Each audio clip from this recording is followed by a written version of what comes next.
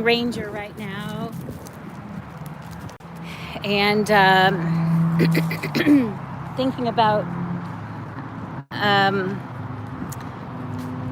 about what I often talk about on my video channel, and I've just been praying about whatever I should speak about next. But I think what concerns me the most, or one of the things that concerns me, I don't want to have superlatives here, but is that I grew up thinking that we were just one with all believers, and yet now my entire group that I associated with, for the most part, has there's not oneness with I feel like there is a division, and that's just so painful. Oops, hold on. Oh, sorry, the horse is turning around because of some activity at a park here. I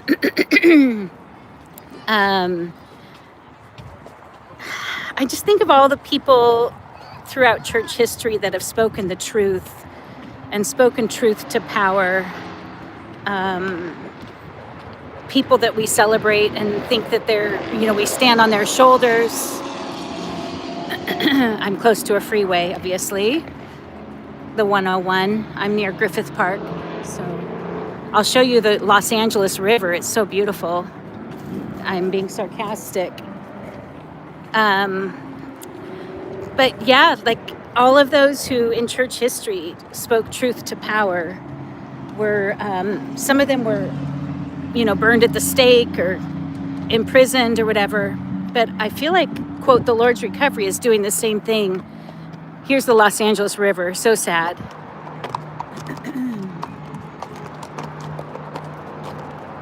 So, just in case you wanted to see a nice river today. So why can't we have fellowship?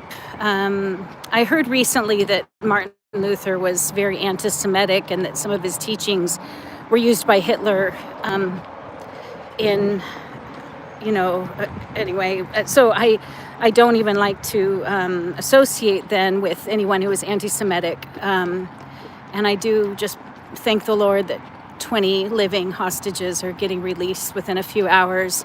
Hopefully the last remaining hostages that are still alive. My heart still breaks about the events on October 7th of 2023. Anyway, I'm getting off the track, but about Martin Luther. But he did point out some wrong teachings, and there are some of us who are pointing out some, what I would believe all would admit are wrong teachings. If you all are honest, you all being you followers of Witness Lee, if you were to look objectively at the words that I've read recently, for instance, about sisters, but there are others too. If there's something wrong, then why can't we just fellowship, repent, and keep the oneness? And then related to sin and sins of the past, but that still affect some of us, why can't there just be an admission that there were sins that took place and that were covered up?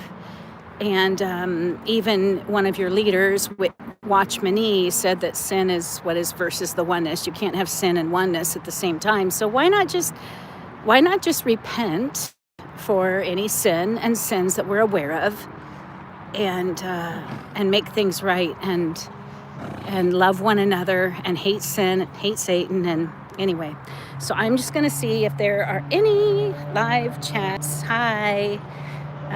Sometimes in the live chats there are kind of just spam messages, and so, but I guess I'll just leave it at that all through not just church history, but even biblical history, those who spoke truth to power were often putting their lives at risk, and were often ostracized. So this goes back even to the days of, the prophets, or in a sense, even back to